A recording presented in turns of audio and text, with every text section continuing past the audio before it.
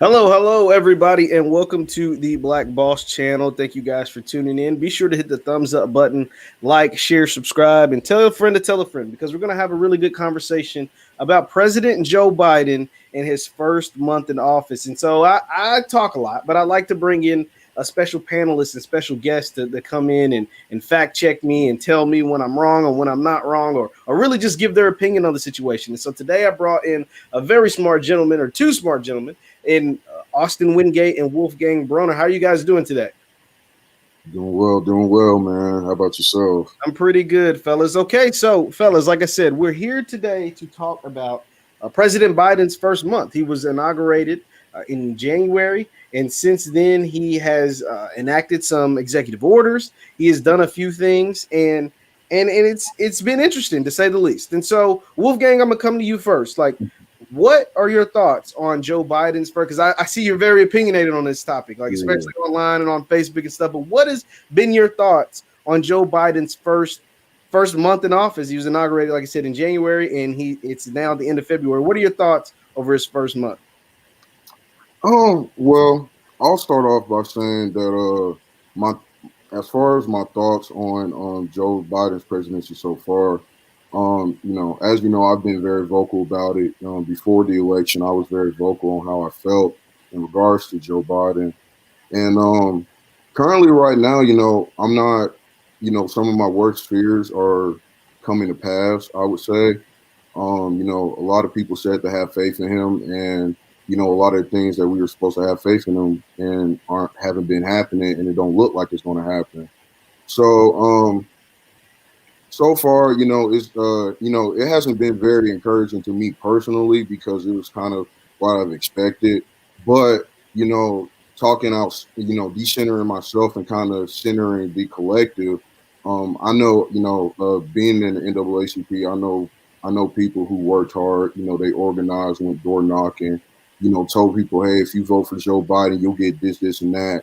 And right now, they looking kind of silly because they put in all that work.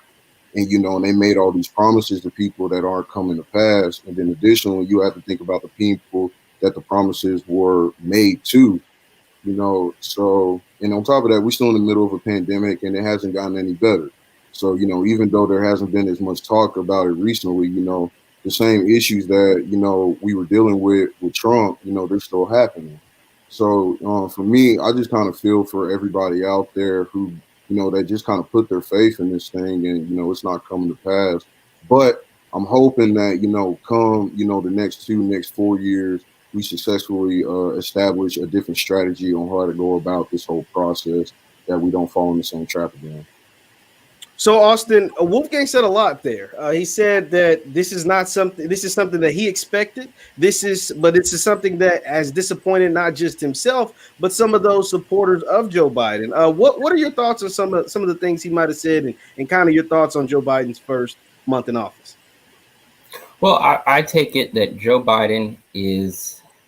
the Biden-Harris administration is dealing with something that's unprecedented in any other administration. They're dealing with trying to get the nation back from 4 years of inconsistency, falsehoods, and distortions, dealing with a pandemic that the previous administration had nothing planned, nothing to do, and trying to fight issues that are dealing with everyday Americans.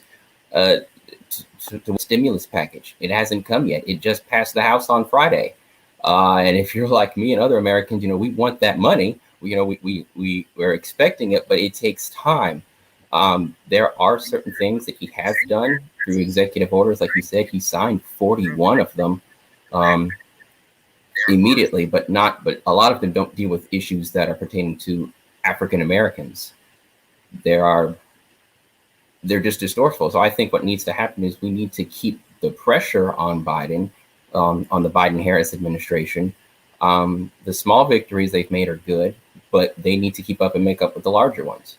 And if we give up now, we're going to have the same thing we did in Barack Obama's first term, when it comes to the midterm elections. And I don't think we can afford to give the Republicans back control of the Senate or the House. We have a slim majority in the House and a very slim majority in the Senate. So I think what we need to do is take the small victories as we can get them, but also apply pressure to the administration and to those other elected officials. Say, hey, you made promises during this during the campaign trail, and you need to commit to them, because if you don't, the same way you got in is the same way you'll get out, by the vote of the people. Yeah, that's very interesting. Now, Wolfgang, something Austin said. He said that you have to get control now before you allow the Republicans to get back in there, right? Like the Democrats have full majority in government. They have the House, they have the House of Representatives, they have the Senate, they have the presidency. But is it a bad thing if the Republicans own a part of the government? Like, do you think that the Democrats are that much better, Wolfgang? I'm coming to you with that. Personally, not really. The way I kind of look at it is like it doesn't, in my opinion, from what I've seen, it doesn't really matter who is in control of the House or the Senate or even the White House. I honestly think all of our politicians in there are beholden to the ruling class, as in the corporations. So me personally, when people come to me and say, well, the Democrats have control of that Senate House, I'm like, that's cool and all, but let's discuss that in detail. I think a lot of people have a progressive viewpoint of Democrats, and not all Democrats are progressive. You have some conservative Democrats, you have moderate Democrats, and then you have the progressive Democrats. So with that in mind, all of them are not even going to be on the same page. We saw that with the stimulus checks. Some of the Democrats wanted to means test the stimulus check so that it went out to less people, and other Democrats didn't want to do that. So we had a clash between that, and that's what led to the package taking so long to get through the House because of those things. Now, the fact that they're in control of the House and Senate and the White House, I don't think that should stop us from demanding that they push a whole lot of these legislative bills that we want them to push. Because like I tell people, the same way the Republicans were running roughshod, I don't see why the Democrats aren't doing that. In my opinion, if the Democrats aren't doing that, then there's something eternal going on, or some outside factor that we have to consider. And one of those considerations is that maybe all of this is political theater to disguise from the fact that they don't really want to do anything for us either, just like the Republicans. No, that's absolutely. I mean, I feel like I find a lot of that too. Once again, I'm talking to two young brothers about Joe Biden's first month of presidency. So be sure to hit the thumbs up button, like, share, subscribe, because it's Black-owned media. We're trying to change the narratives and get our voices heard. Now, Austin, I'm coming to you with that. You talked about the 41 executive orders that Joe Biden has signed so far. There was a lot of promises made to the Black community by the Biden-Harris administration. Do you think they're living up to that expectation so far? Like, out of those 41 executive orders, I don't know them all off the top, but I've heard a lot of them, especially those first 10 on his first day, and none of those seem to be geared towards us. Or am I overlooking something? Well, I think some of them, they're not geared towards Black individuals directly. And to just break the ice, they're not going to be. They're not going to have any legislation passed directly for African Americans, and I'll tell you why. Brother Roland Martin said once before that no legislation can do that. You can't have a legislation that can just uniquely be for African Americans. It's going to have to be tied with some other group, because it's not going to pass. They have the executive orders that they have passed. Some have been just memos. Some have been executive orders. Some have been proclamations. Some have been just about housing. Some have been just about COVID. They will be a mixture that incorporates a bunch of people, but not specifically just the African American group. One is his directs the Attorney General not to renew federal contracts with private prisons. Of course, that's a big issue with the African American community that we have. But it doesn't go straight to our problems with our issues with criminal justice reform. It doesn't go straight to our problems with education. It doesn't go to our problems with the wealth gap in this country between African Americans and whites in this country. So the executive orders, when good for getting the country back on track, and as President Biden said, he's just fixing some of the things that former President Donald Trump messed up in. Now, we saw a lot of those being faced towards immigration. A lot of those with the Muslim ban, the deportations, DACA.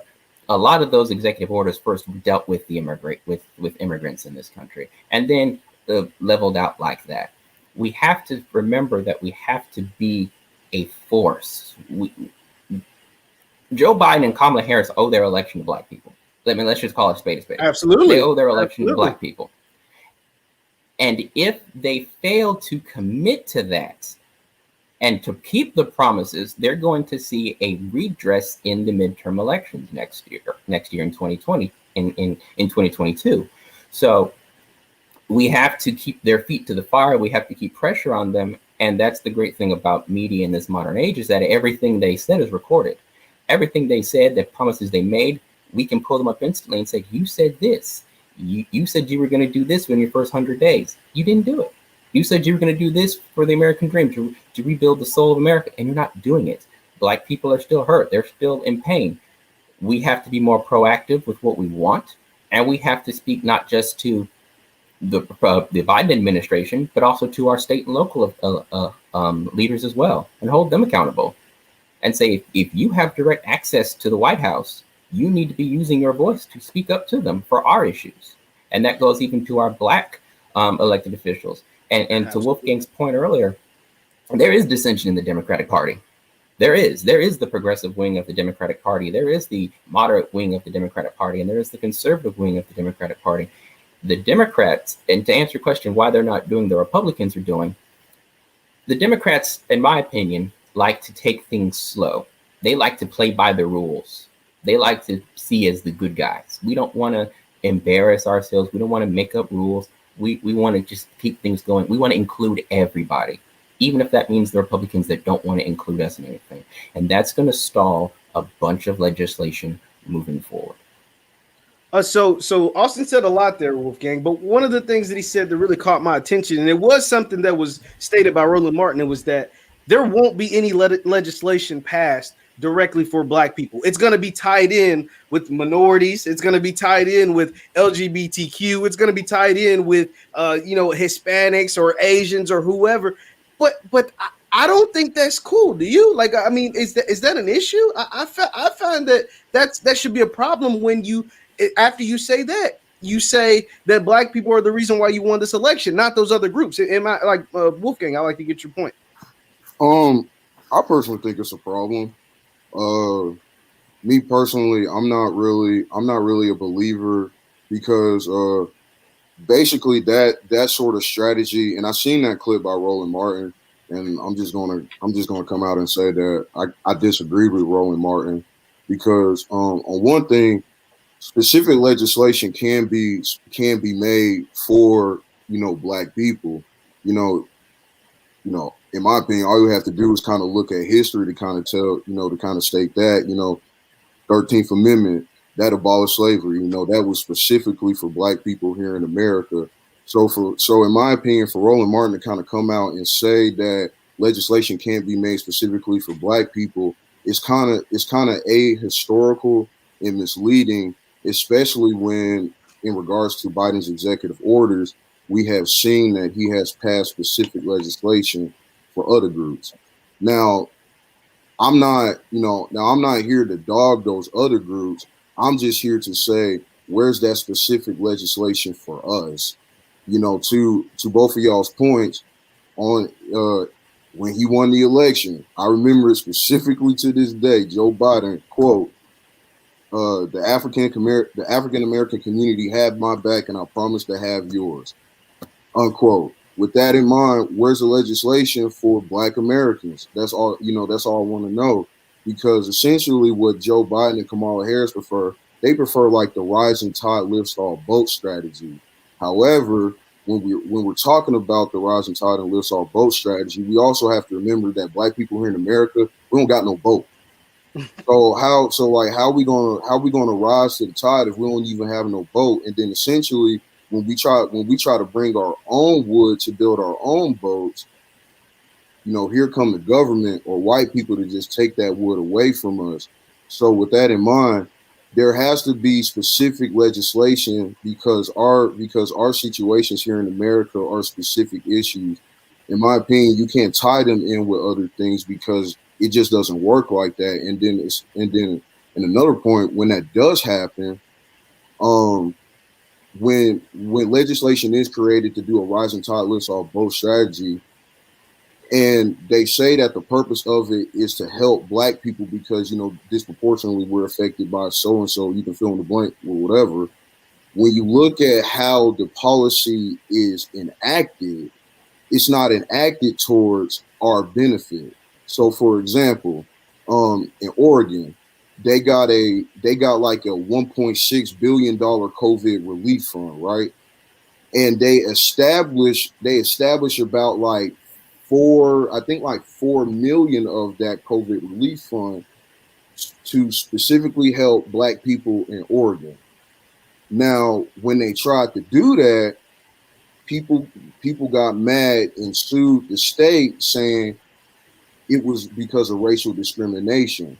So I bring all that up to say that, okay, so if we're going to go with this rising tide lifts all boat strategy, and the purpose of it is to specifically help Black people when we're disproportionately affected by it, then how come when the policy is enacted, it's not enacted specifically in our favor? It's enacted specifically towards everybody else. And in my opinion, that's kind of like the con game that a whole lot of these politicians play with that rising tide lifts all boat strategy. When we come in and talk about Black issues, they come in and they start off with this rhetoric like Black businesses or HBCUs, et cetera, go through this. So we have a policy plan that's going to fix this. And the policy plan ends up being just a general policy plan. Give an example, Kamala Harris just tweeted the other day that, Black businesses have been disproportionately hurt by the pandemic. So we're hoping to pass the American Rescue Plan to help them out with that. Now, the American Rescue Plan, for the people that don't know, is the COVID Relief Fund. So, but the COVID Relief Fund is going to everybody else. So how is that specifically going to help African Americans? So, that's kind of the game that I feel like the Democrats play with Black people because they're dependent on our vote. And by the time, and this is just my opinion, by the time 2 years rolls around, when these midterms come around, I have a feeling that the same trajectory that Biden and Harris are on right now, and regardless of the pressure, because I think people are applying pressure to them right now. So, I just want to shout out all the people who might be looking in that are applying pressure to him right now. But my question is he going to listen? Y'all can apply pressure all day, but is he going to listen? And if he doesn't listen, then come 2 years from now, we need to have a completely different conversation about who we finna support in this whole electoral process. Now, Austin, going off of what Wolfgang said, applying pressure to the different politicians and things like that, do you believe that you mentioned about holding them accountable now that they're in office? But there's a lot of people I know in this chat, and let me know yes or no if you believe this, that you should have applied that same pressure or held them accountable before they got in office, right? Like you should have to earn my vote and let me know that there is going to be specific policy, but when you get in office, I don't need to try to get you to do it now because you already got my vote. You locked in for 4 years. Now, is that something that you believe? Like, do you believe that people should withhold their vote until those specific legislations, but those specific policies for our people? We're talking about Black people. We ain't talking about no other group of race. We're not talking about Asians or immigrants or whoever. We're talking about Black folks. Like, do we think that we should actually hold them accountable before we elect them? And that way we are ensured that we don't get lumped in with everybody else. Is that a thought that makes sense to you? Well, I mean, it's difficult to say because I could run for public office and say, I want to do this specifically for Black people. Okay. But if the Black majority is not the majority of the people in my district that are going to vote for me, I've already lost a portion of the electorate right there by making that one statement. It doesn't matter if I believe it or not. It's the fact that I made it. I think what Black people have to do is we have to start believing what we see and believing history, believing what people have said and have done over the years. It fascinates me when politicians get up there and say, and they go around these speeches every 2, 4, 6 years, and they say, send me back to Washington and I'm going to do this. I'm, here in Kentucky, the old saying, send me back to Washington, I'm gonna bring back the coal jobs, and they're never coming back. They're gone. Send me back to Washington, I'm gonna fight for your rights. They're steadily taking them away every day. To hold our vote hostage, I don't think is gonna matter at the end of the day. But I think Wolfgang made a very good point. We'll just move our vote to another sector, or even scarier than that for any politician, we just won't vote, period. Yeah, but I like what you said. That makes sense. You were saying that if you're in a certain district, like if you only guarantee black votes, you're cutting off a certain group of people. I get all of that, but that's not the case. At least when we're talking about the presidency, right? In the presidency, you just said, or we've all all three of us have stated that Biden won this election because of the black folks, right? Like because black people delivered it, right? Like the black people in Georgia, the black people in Philadelphia, the black people in Milwaukee specifically, to give them some kudos, right? So I just think like when you say that, you can't come back and say, well, we can't pass anything specifically for you because it's not going to pass. Well, why isn't it? Right? Like, because if you're in Congress and you don't allow that to pass, we're going to get you up out of town too, right? Like, is that not a fair statement to make?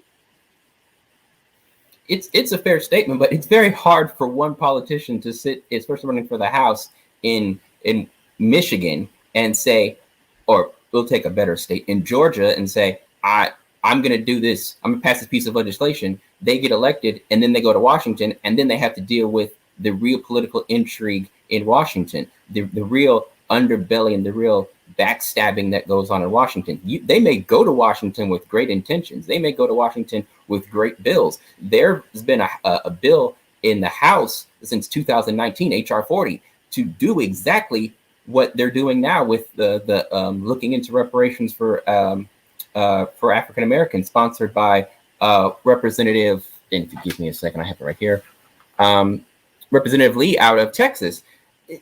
That was placed back in 2019. And now Joe Biden has just said, when it comes to reparations, I give it the green light to look at the study of it. It's that keyword, look at the study of it. I'm not saying, because he even said that on the campaign trail. He said, we need to do a commission and see what it looks like. How to handle it. That's how they weasel their way around certain things, to say, well, we'll just take a look at it. We'll study it and see what it does. So it's very difficult for politicians to sit here and say, I'm going to do this for you, and then get to Washington or your state capital and then actually deliver on it. Because that's one voice speaking against them having to go against the power broker, and especially if they're a freshman congressman or a freshman senator. Then it gets really difficult. Yeah, I mean, there's definitely some truth in that. Wolfgang, Austin brought up the study of the reparations bill. What was your thought when you heard about that, and what are your thoughts now? Me personally, I kind of agree with Austin. Why is it a study? In my opinion, we know what happened. Why are we doing a study? Feel what I'm saying?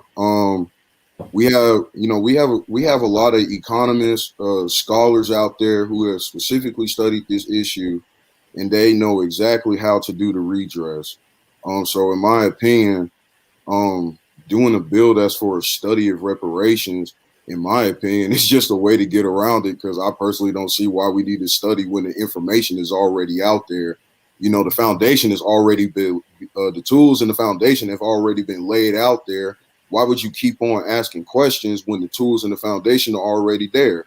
And, when I ask myself that question, the conclusion I come back to is like, okay, you're either not seeing the study, which, I have about 5% faith that it's that option, or you're just sitting here, essentially capping with people and, pretty much like, giving them a whole lot of faith, saying, hey, we're going to study reparations. And we know what that does to some people. When you put that information out, you say, yeah, we're going to study reparations. So people get this expectation that reparations is going to come.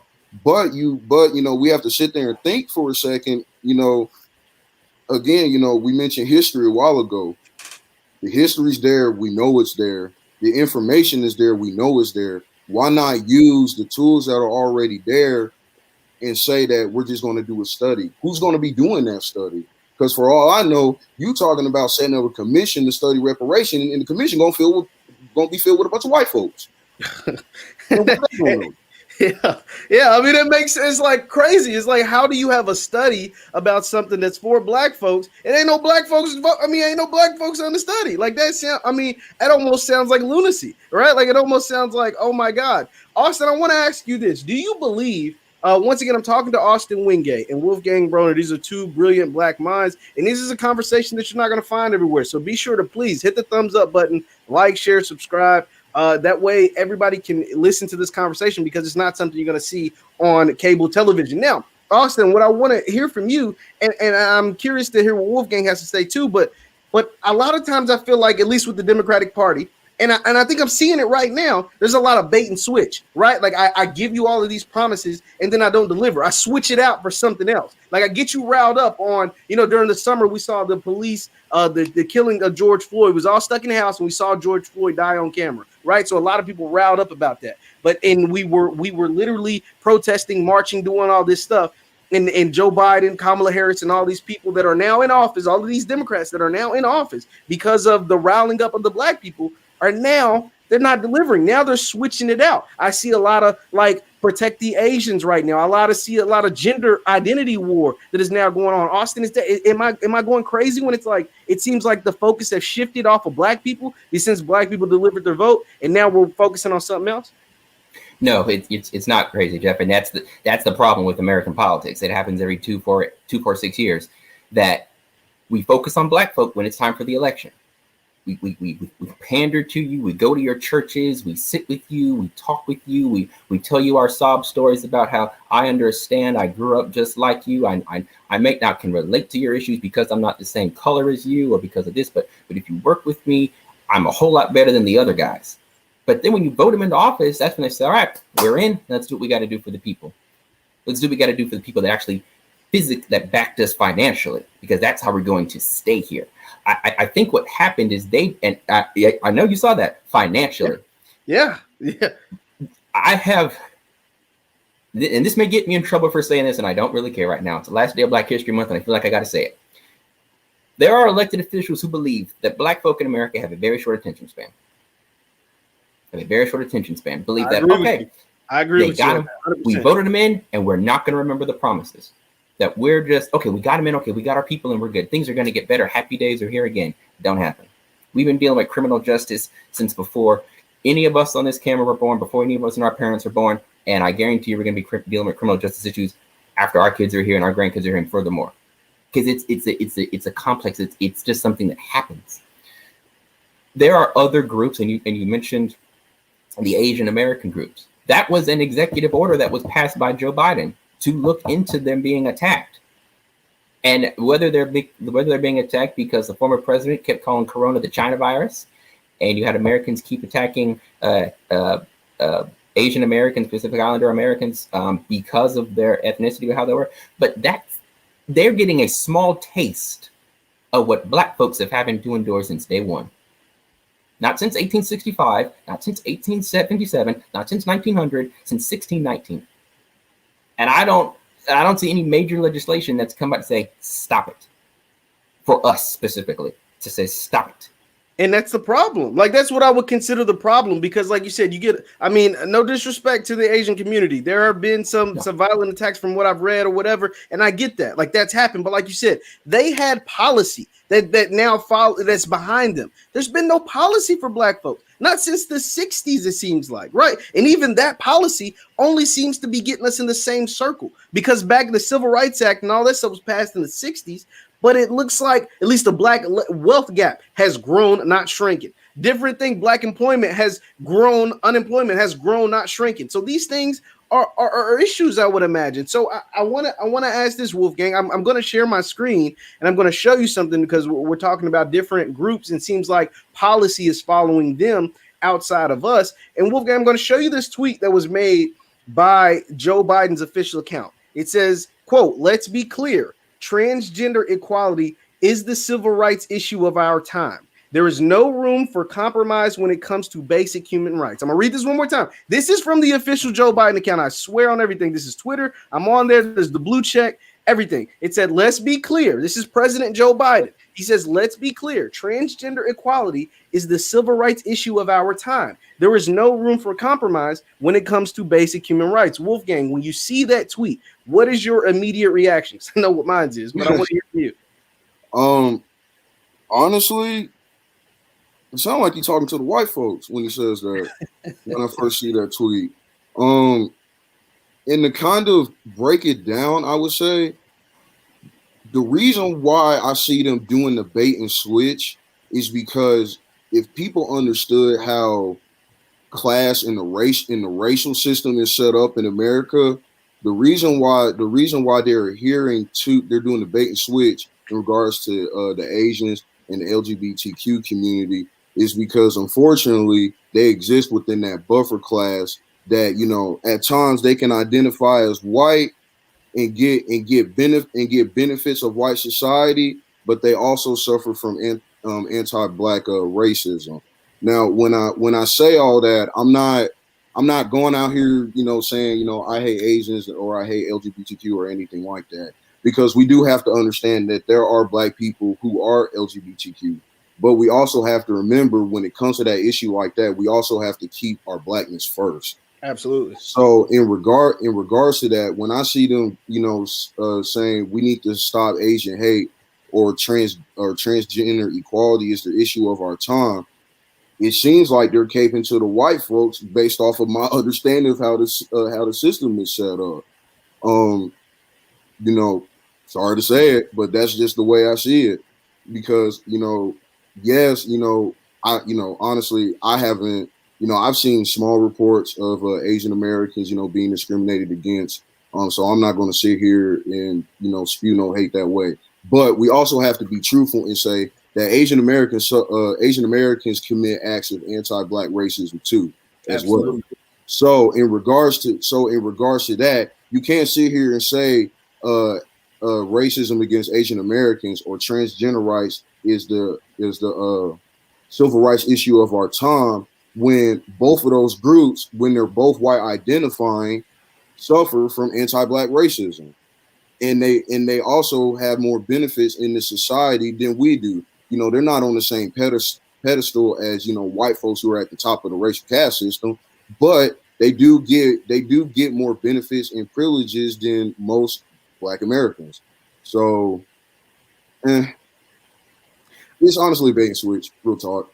Yeah, I find it as a slap in the face, Austin. And I like when you see that, like, think about the civil rights and the civil rights movement and what it meant to our people, what it means to our people to this day, how it's referred to in historical context. How, I mean, I have some of these great civil rights leaders behind me, as far as like Muhammad Ali and Malcolm and Martin and all these guys that did what they did. And now, like, civil rights is Black people, like, and to say that the LGBT or that the transgender society is the civil rights of our time, I find that disrespectful. Am I wrong for feeling that way, Austin? No, because it is disrespectful. To say that this is the civil rights of our time. Well, what happened to us? Because our issues and problems never stopped. We're still dealing with unemployment issues. We're still dealing with poverty. We're still dealing with voting suppression. I mean, right now in the state of Georgia, they are trying to suppress the vote for the upcoming election. When I tell y'all, the opposing party don't sleep. They don't sleep. They are constantly working on ways to keep us oppressed. The civil rights issue of our time, it's not the new civil rights. It's the continuation. It's an add-on to what America refuses to solve. What America refuses to acknowledge, identify, and fix. So they just keep adding up more stuff on the pile, thinking, well, okay, we solved the Black issue, let's move on to the next issue. You never solved the Black issue. As long as we're still getting beat up by the cops, as long as Black folk are still afraid to drive at night on interstate highways, as long as every time a police officer pulls up behind you and you get that feeling of, oh God, what did I do? I got to check myself. Did I do everything right? Am I good? You have not solved civil rights in this country for Black people. So I find the tweet somewhat offensive. And like Wolfgang said, no offense to the Asian American community, to the transgender, to the LGBTQ, no offense to any of them. But a lot of the civil rights legislation that was passed during the 60s, believe it or not, was not just for Black people. It was an inclusive that included other groups of people into it. And it's that M word. minorities. You see, you have to be careful when they use that M word, minorities, because they can say, "Oh, we're gonna do a lot for the minorities." Who are the minorities you're talking about? Because women are minorities, African Americans are minorities, gays and trans and lesbians, they're minorities. That group, that word minorities, has got not so much stuff plugged into it that it has diluted any good that could come just specifically for us. Yeah, we may get a little bit of piece of the pie, but it's not enough to quench our hunger. We got a little bit of it, but we're still out here hungry. We're still here with violence in the streets, poverty, drugs. The war on drugs has been going on forever. You mean to tell me the government, the United States government, can't end the war on drugs? Really? When they started it, how can you not end something that you started? If we being honest, like, right, the crack epidemic was started by the government. We know about the CIA. If you watch the Social Snowfall, you get a real good dose of it visually, right? So I want to talk about this. We touched on it a little bit, but it's the reparations aspect, and I want to say that we know that we're owed reparations. Like that's not something new. We're not reinventing the wheel when we say that. But when you come out and say that you're just going to study it and you're only going to look at it and potentially pass it, like, do you guys think in your lifetime, I'll start with you, Austin, do you think any form of reparations bill will ever be passed? No, not one worthy enough that dignifies my ancestors and what they went through. No. They will try to pass a civil. I'm sorry. No, go for it. I'm sorry. They will try to pass a reparations bill watered down by saying, well, we're not going to give you money. We're going to do this. We're going to do this. We're going to do this. We're going to give you these lukewarm type benefits that you already should have had as American citizens, instead of giving you what you really deserve. And the problem is you're going to have individuals that are going to say, well, I don't want this. I want this. I don't want this. I deserve this. And that's what the government is going to throw in our faces. I guarantee you, keep an eye on it. They're going to say, well, we don't know what to give them because we can't make everybody happy. But if you look at American history, we gave reparations to people that we didn't even affect. After World War II, we gave reparations to Jewish Americans. We gave reparations to Japanese Americans after our government interned them in camps because they were of Japanese origin. We gave money to Native Americans, and they're able to do what they've done.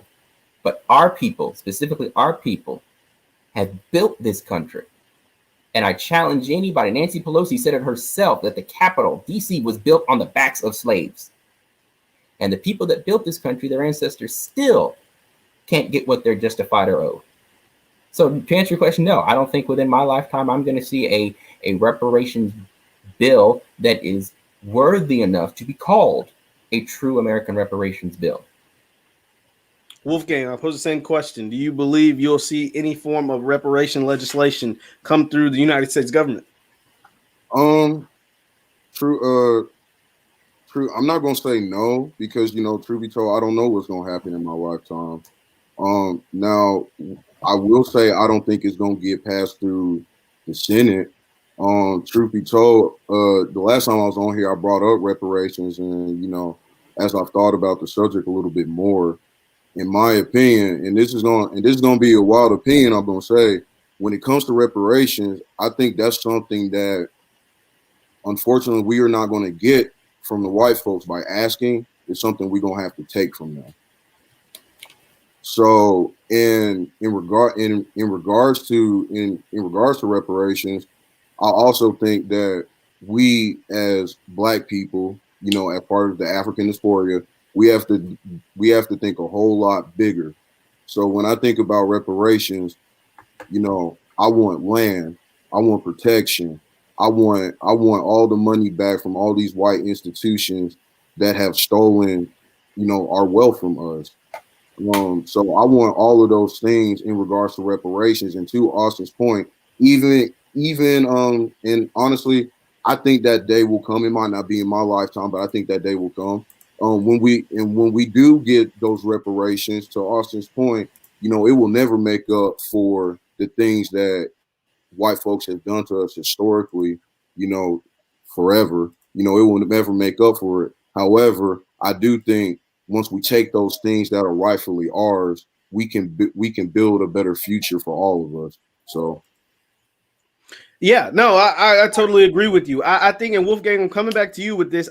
Do you think that at some point, not to say that we should secede from the United States of America, but you talked about owning land, you talked about economics. It comes down to economics, and that's why I really refer to Dr. Claude Anderson a lot, because he talks about powernomics. The reason why we aren't the power brokers here in America is because we don't have the wealth. Black people only own point a half of 1% of the wealth in this country. And so that is why we don't get those certain legislations. And that's why you can see Jewish Americans or whoever else, name your other favorite group, get certain legislations passed, because they have a lot more money behind them. They have money behind them. So Wolfgang, I'm going to ask you this. Is it going to take Black folks to either withhold their vote or just kind of start their own things, a lot of their own businesses, to try to separate themselves in a certain way to get a lot of things done? That way, politicians, whether you're red or blue, to kind of come and say, okay, we're going to deliver because we see we can't win without you all. Is that something that's going to have to take place?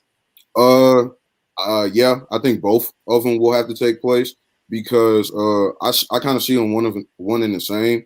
If we get to the point where we're going to have to withhold our vote, then that's going to require us to make sure that the masses of Black folks here in America are straight. So, in regards to your question, I think both of those things are tied in and of itself.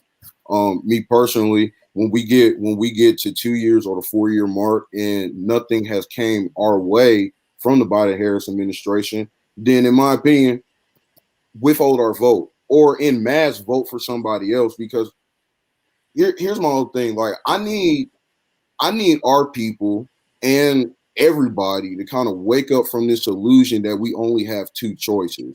If you believe that we only have two options when it comes to this electoral process, then I hate to tell you, you've been watching too much of the media, and you probably got indoctrinated a little bit, because the Republicans and the Democrats are not only our options.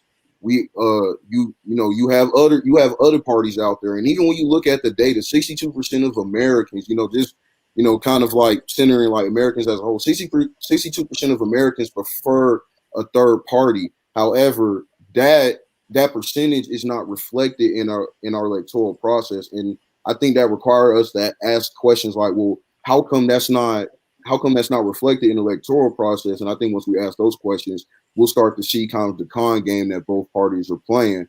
But in regards to that, you do have other options on the ballot. You do have the option to withhold your vote. You do have an option of a general strike. All those options are there.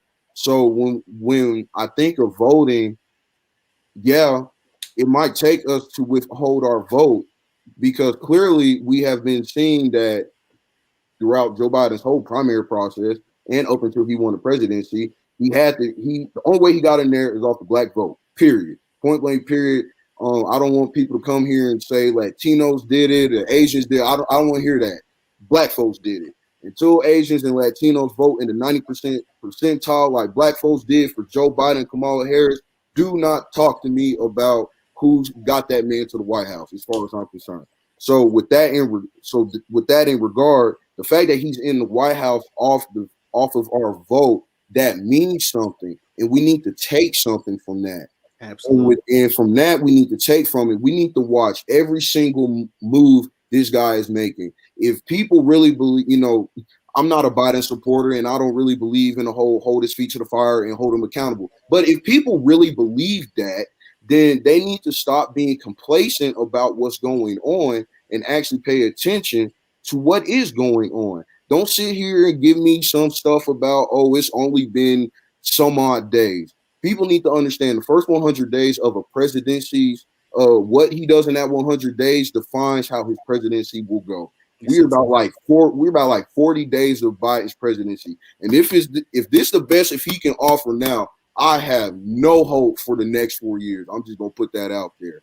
So with that in mind, if people are really about that hold his feet to the fire and hold him accountable life, then we need to make sure we do that and watching every single move he makes and keeping receipts on every single thing that he does.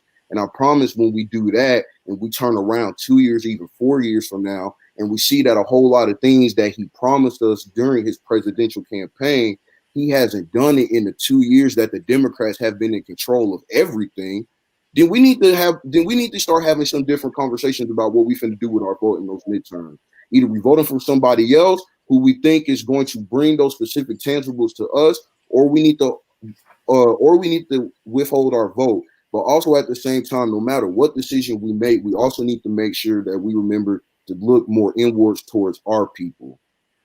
I think we need to bring it back to a more self-determination thing. Set up our own like military, be militant defenses, because I don't care what nobody say. There's still a war on Black people here in America.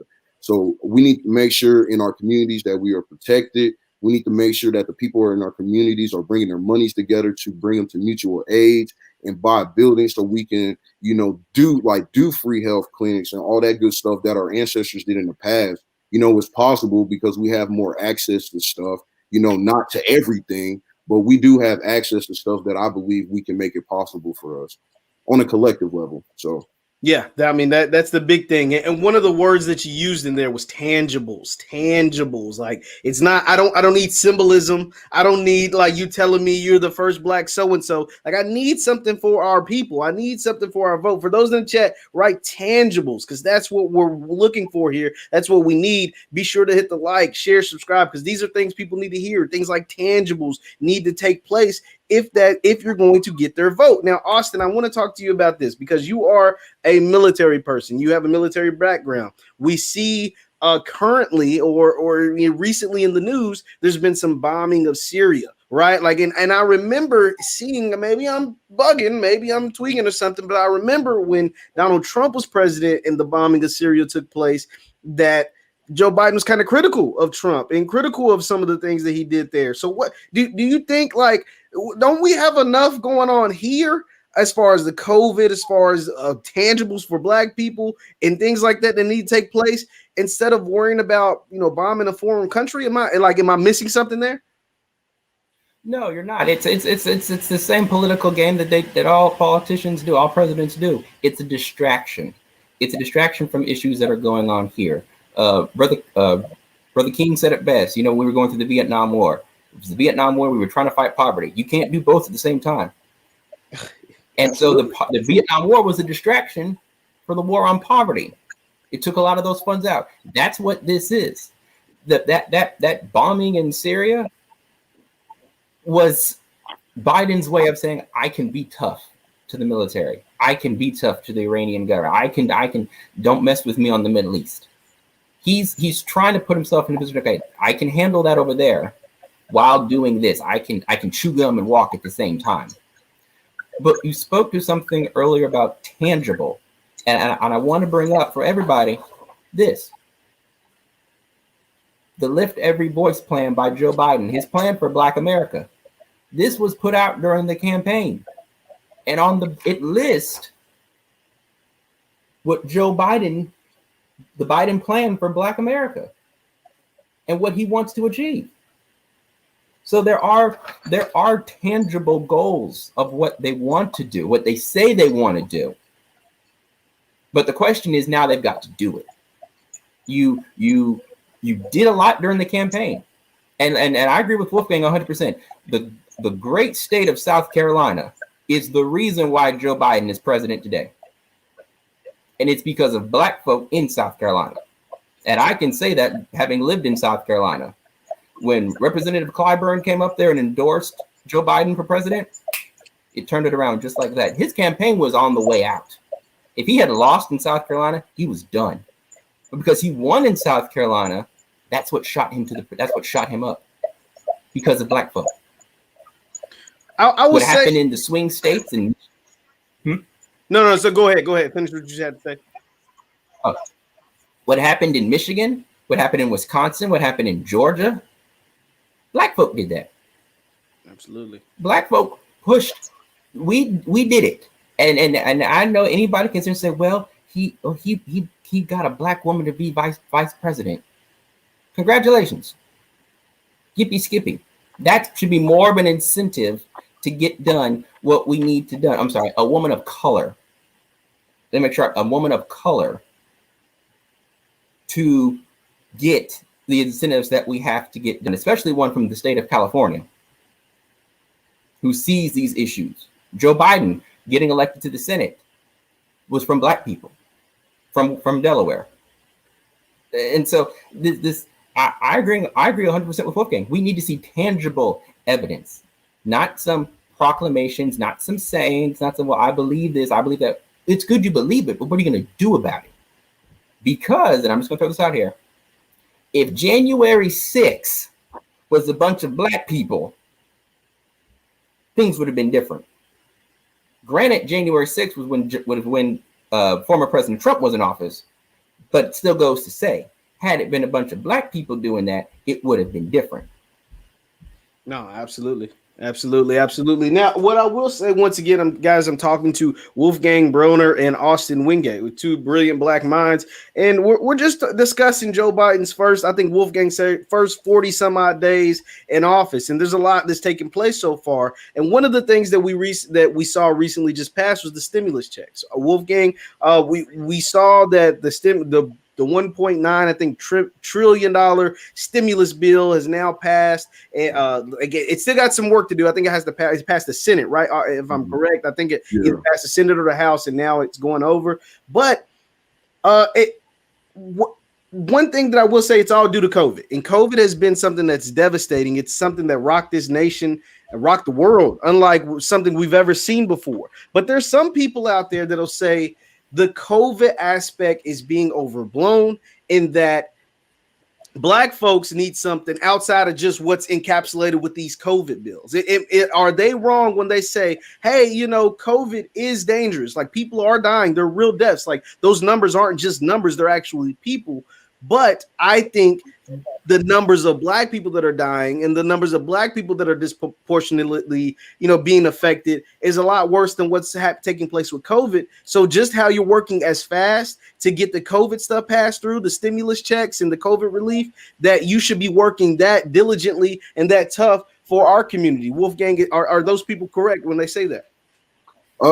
No, I think they are correct. And just to kind of take it back, to be honest, like Biden hasn't been doing enough in regards to COVID to begin with.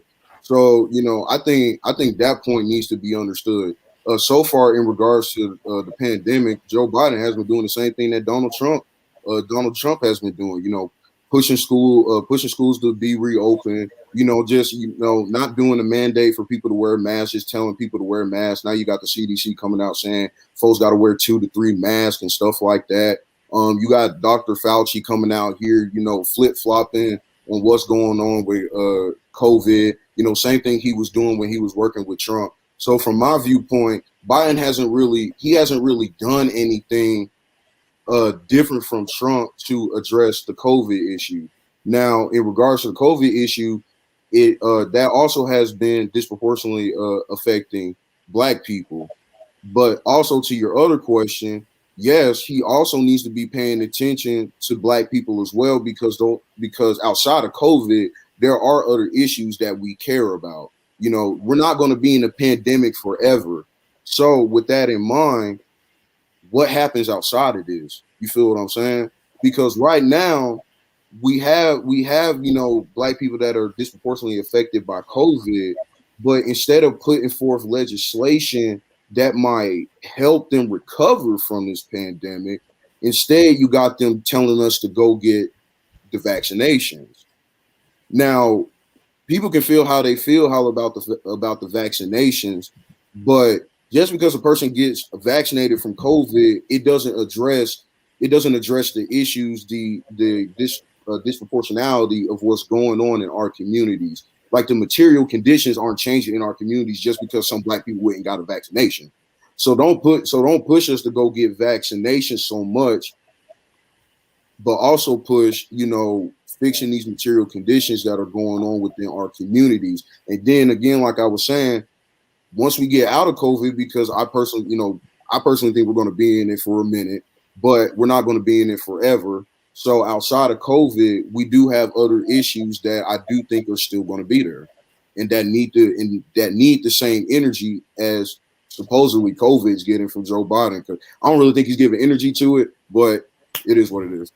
Now, Austin, speaking of the vaccine, it looks like they are targeting our community to go out and get the vaccine more than any other community. I see a lot of ads as far as directed directly towards black people, whether it's rap videos or whether it's showing images of other black folks getting the vaccine. Do you think that's are you seeing those same images? And what are your thoughts on that? Yeah, I'm seeing them. I'm mixed about them, but here's my thing. I think Joe Biden is doing more for America than Donald Trump did with COVID. For the instance, whether it's real or not, which it is, you see the president wearing a mask. You see when he's in meetings, he's wearing masks. When he's giving press conferences, he's wearing masks. I think the only time I saw former President Trump wear a mask was when he actually caught COVID, and when they forced him to wear a mask. Okay, he has ramped up production of the production and purchasing of the COVID vaccine, and laid out a plan of disbursement throughout the states, setting a standard. Okay, these group of people are going to be vaccinated. These group of people are going to be vaccinated, and these group of people are going to be vaccinated. But leaving a lot of it up to the states to mandate. Look, you guys have got to get people vaccinated because we got to get the schools back open. Because a lot of people want their kids to go back to school. This online learning, this learning from home is not working out for a lot of people. They realize I got to get my kid back in school, but I'm not going to send my kid back to school unless it's safe. So they get the teachers vaccinated first, and then they go back there. I'm just saying this because I see it here in Kentucky. Teachers are getting vaccinated. They got to wait a certain amount of weeks, and then they go back. Johnson & Johnson just got approved by the CDC for their vaccination, and it's just a one-time thing. But you have to look at the percentage of what Johnson & Johnson versus Pfizer and the other vaccine. I think when we look at COVID relief, the COVID relief package, that $1.9 trillion has so much more in it than just those stimulus checks. It's got the benefits that if they don't pass it by March 14th, I think it's March 14th.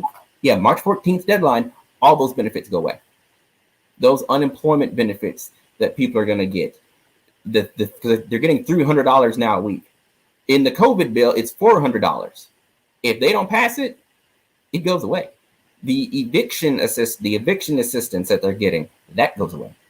The COVID bill is so large and it encompasses so many things, but people also have to understand, and to answer your general question about COVID, I think people should get the COVID vaccine. I'm just going to get out here and say it. I think Black people should do it. We have a fear because of what happened to us with the Tuskegee experiment. That is a lingering issue in Black people from what the government did to us then and not wanting to get the vaccine now. But we also have to see that we are dying at a larger rate than any other group of Americans.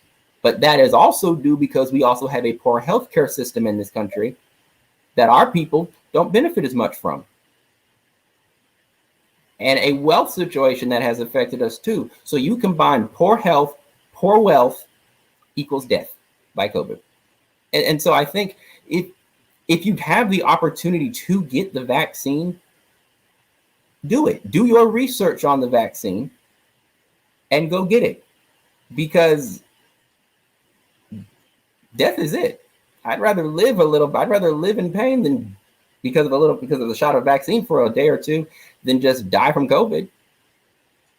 What I will say to your point, Austin, I think there's a lot more factors than just the Tuskegee one is something that scares a lot of Black folks, but I think the trusting of government, one, yes. Yeah, that's a big one. Yeah. But I think just the overall trust of government is the reason why a lot of Black people won't go get the vaccine. I mean, we could go back. We talked about the crack epidemic. We could talk about slavery. We could talk about a history of U.S. government that hasn't been favorable to the people that look like us. So that's why I think there's more than just the Tuskegee thing that I'm like, make a little people weary about getting the vaccine. I've held you guys for a very long time, so I'll get you out of here on this.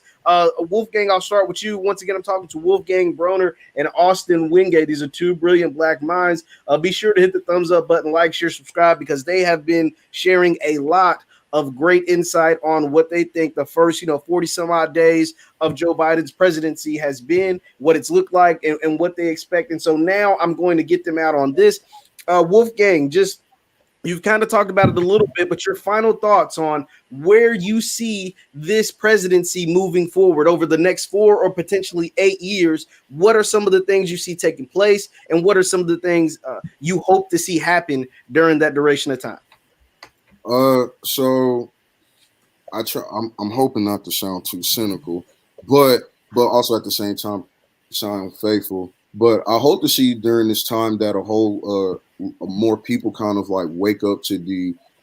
I kind of feel like it's the illusion of the two parties. I hope during this time after we had to deal with Trump and now we have Biden in here, people stay more. They stay more geared into what's going on, and hopefully, come in 2 years and 4 years from now, we have a productive conversation. Truth be told, I don't want to go into the next 2 years or 4 years, kind of hearing the same things from people. I want something different. I want our people to quit accepting breadcrumbs. I want us to take the whole meal. You feel what I'm saying?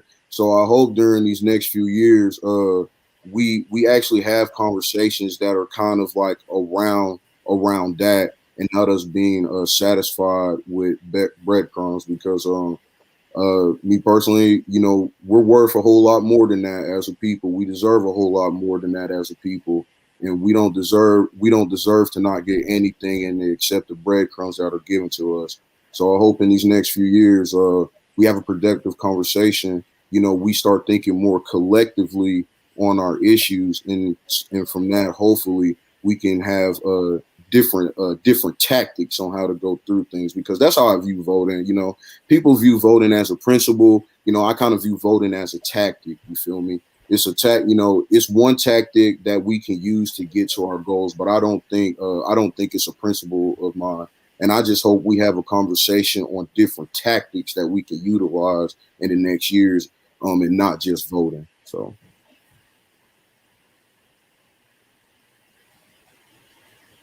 Looking like my mic was muted. Austin, the floor is yours. It looks like you have the next 4 years of Joe Biden and potentially 8 years of the Biden-Harris administration. What are some of the things you hope to see over the duration of that time, and what are some of the things you expect to see during that same time? Well, for one, I'm looking to see an end to this coronavirus. I'm looking to see us get back to a sense of normality as best as possible. But I'm also looking for achievements. I'm looking for tangible results. He made campaign promises during this campaign to America, to unify America, to unify and better the soul of America. I'm looking for that. But I'm also looking to see, what are you going to do specifically for certain groups of people, for African Americans, for Asian Americans, Hispanics, for the LGBTQ community? What are you going to do for all of us? There are so many issues that we have to fight. And I'll tell you one thing, we're entering an age where we're not the group that's just going to roll over and say, okay, well, because I'm a Democrat, I'm going to vote for you, or because I'm a Republican, I'm going to vote for you. No, some of us would rather just not vote. I mean, I voted, and I'm going to vote, but I haven't solidified who I'm going to vote for. But I will say that achievements have to be made, or else if not, we're going to have a return of what happened during the Obama administration, when the Senate flipped, the House flipped, and we're back under a different set of control, and then nothing's going to get done. So we need to see tangible achievements. The plan has been put out there, what he wants to do, how he wants to help African, how he wants to help Black people in America. The plan is out there. It's on his website. It's still there. They never took it down. It's still there. Go take a look at it. Get involved. You can't sit on the sidelines and expect someone to do the work for you, because believe it, there are other folks out there fighting to get what they want, and they're going to get it. And we have to stand up and fight like we've fought since day one to get what we want in this country. So I would tell everybody, you have to get involved in the political spectrum. Not saying you have to get involved with the Democratic Party or the Republican Party. You have to know what's going on in your state capital. You have to know what's going on in DC, because if you're not at the table, you're on the menu. If you don't know what's going on, and I agree 100% with Wolfgang, I'm tired of getting small little breadcrumbs when I know I deserve a huge piece of that pie, and I'm hungry for some pie right now. Absolutely. Well, once again, I'm talking to two excellent young brothers, Wolfgang Broner and Austin Wingate. Thank you guys for tuning in with us tonight. Be sure to hit the thumbs up button, share, subscribe to get this conversation, because it's not a conversation you're going to see on television. This is not a conversation that's going to be broadcast on your CNNs, MSNBCs, Fox News. This is a conversation that we have here, and conversations we have here all the time on the Black Boss channel. So thank you guys for tuning in, and we will see you next time.